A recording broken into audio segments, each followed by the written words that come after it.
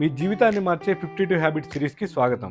ఈ వారం మీ నిద్రను మెరుగుపరిచే ఒక సులభమైన అలవాటును గురించి తెలుసుకుందాం. మీ నిద్ర నాణ్యత ఉదయం మీరు ఎంత సూర్యరశ్మిని పొందుతారనే దానిపై ఆధారపడి ఉంటుంది. నిద్ర లేచిన మొదటి గంటలో కేవలం 15-20 నిమిషాలు సూర్యరశ్మిలో గడపడం వల్ల మీ శరీరంలోని అంతర్గత గడియారం సర్కాడియన్ రిథం రీసెట్ అవుతుంది. ఇది మీ నిద్ర నాణ్యతను అద్భుతంగా పెంచుతుంది. ఉదయపు సూర్యరశ్మి నిద్ర హార్మోన్ అయిన మెలటోనిన్ ఉత్పత్తిని ఆపివేస్తుంది.